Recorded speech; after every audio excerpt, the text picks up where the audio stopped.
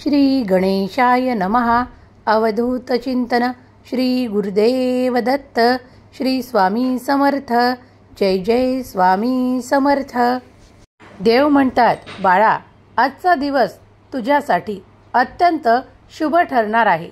कारण तू जे काही मागत आहेस ते आज तुला प्राप्त होणार आहे. खूप दिवसांच्या इच्छा आज तुझ्या पूर्ण होणार आहेत.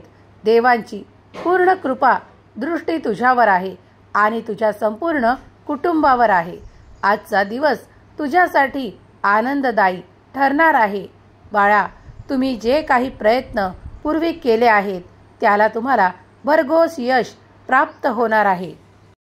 आज ज्या ठिकाणाहून तुम्हाला अपेक्षा देखील नाही अशा ठिकाणाहून तुम्हाला असे काही प्राप्त होणार आहे जे तुमच्यासाठी अतिशय आनंददायी ठरणार आहे. आजचे हे भाग्याचे 24 तास तुझ्यासाठी ठरणार आहेत. कारण आज तुझा भाग्योदय होत आहे.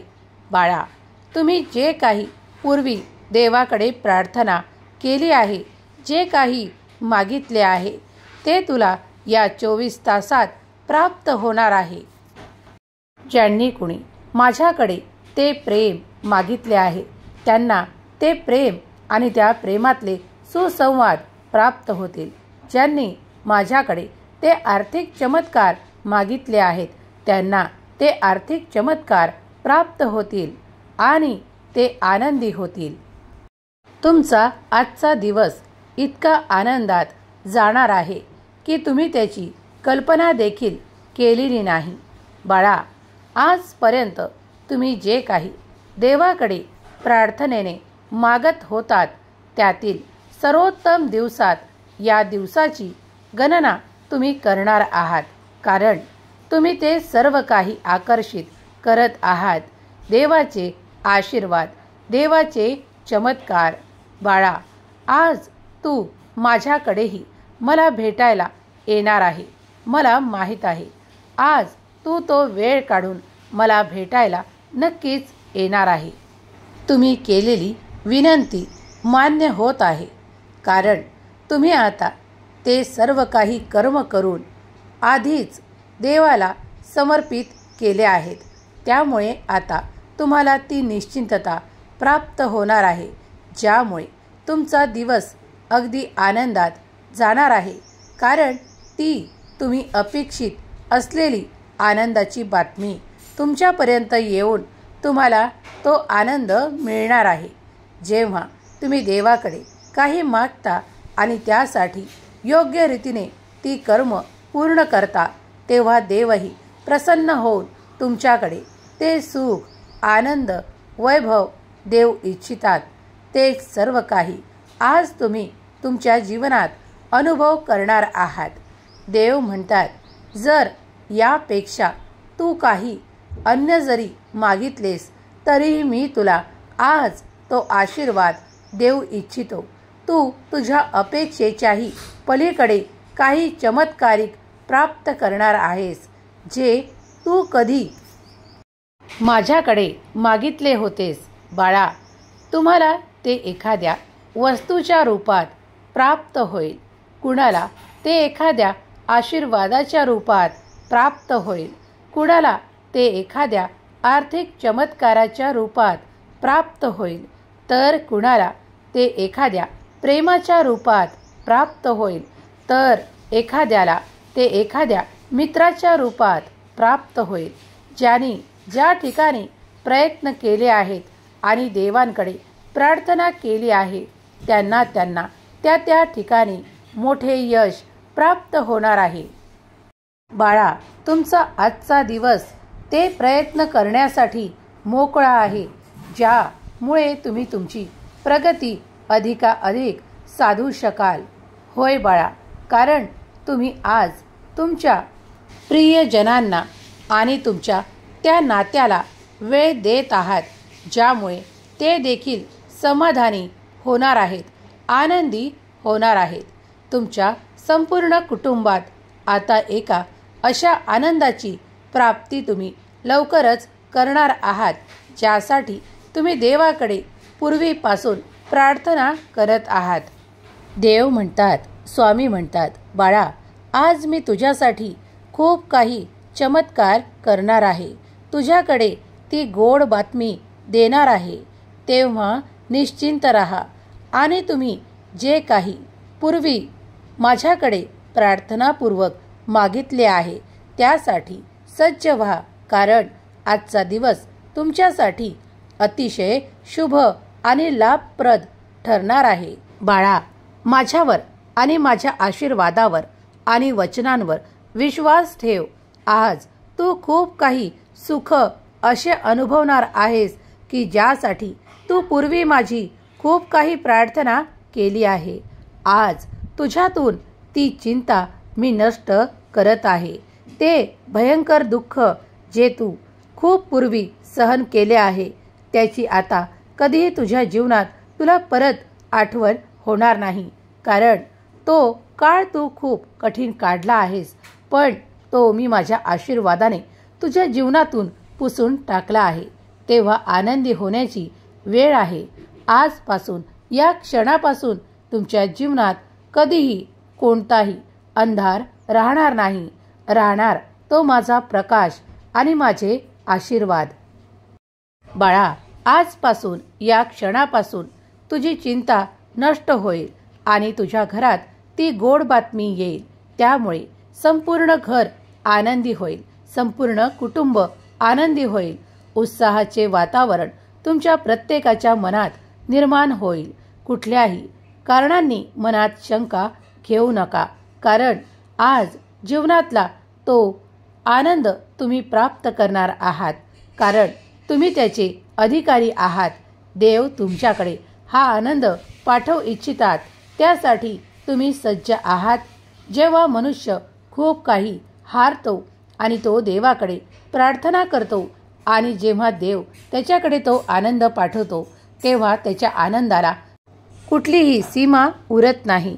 त्याचप्रमाणे तुमचेही काही होणार आहे. बाळा, अजिबात काहीही चिंता करू नकोस. देव म्हणतात, बाळा, तू त्या वाईट दिवसांना आता खूप काही आठवण ठेवू नको. मागील काळात तू जे काही सहन केले होते ते खूप काही असे होते जे तुला असह्य वेदना देत होते, पण बाळा, आता ती पूर्ण परिस्थिती बदलली आहे. तुझ्यासाठी आम्ही असे द्वार उघडत आहोत ज्यामुळे तुझे मन अगदी आनंदी होणार आहे. तू देवाची प्रार्थना करत होतास, देवाचे नामस्मरण करत होतास. तुझे देवांवर संपूर्ण विश्वास आणि श्रद्धा अटल आहे, त्यामुळे तुझा आज विजय झाला आहे. देव म्हणतात, तुमच्याकडे ही बातमी जेव्हा येणार तेव्हा त्याआधी तुम्हाला काही संकेतही प्राप्त होतील. ते देवांकडून तुम्हाला नक्कीच दिल्या जातील.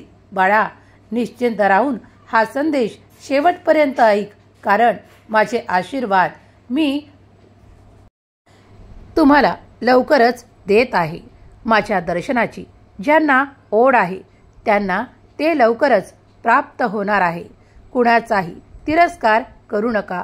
कुणाबद्दल मनात काही द्वेष भावना ठेवू नका. तुमचे मन अगदी निर्मळ आणि स्वच्छ ठेवा, कारण मी तुमच्या हृदयात निवास करायला येत आहे, तेही कायमचे. बाळा, तेव्हा निश्चिंत व्हा आणि आनंदी राहा. तुम्ही काही काळपूर्वी काही गोष्टींवर पश्चाताप देखील केला आहे. ती माफी देखील ईश्वराकडे, भगवंताकडे मागितली आहे. त्यासाठी तुम्हाला आज मी सांगू इच्छितो की देवाने तुमचे ते काही सर्व काही पश्चाताप स्वीकार करून तुम्हाला आनंदित ठेवण्याचे ठरविले आहे. तेव्हा तो आनंद स्वीकार करा. मनापासून सज्ज रहा की तो आनंद तुम्ही प्राप्त करत आहात. देव म्हणतात, बाळा, तू निस्वार्थ भावनेने माझी खूप काही निश्चल भक्ती केली आहे. तू ते सर्व काही नुसतं प्राप्तीसाठी करत नाहीस, तर सर्व श्रद्धेने मनापासून मला हाका देतोस. म्हणून आज मी हा आनंद तुझ्याकडे पाठवू इच्छितो, जो तुला चिरकाल आनंद देणारा ठरणार आहे. बाळा, तुझा भाग्योदय आज होत आहे. तेव्हा चिंतामुक्त हो, क्लेशमुक्त रहा आणि व्यर्थ काहीही चिंतेत वेळ घालवू नकोस. त्याऐवजी नामस्मरण कर, कारण त्या नामस्मरण केल्यामुळे तू मला सतत तुझ्या जवळ प्राप्त करतोस.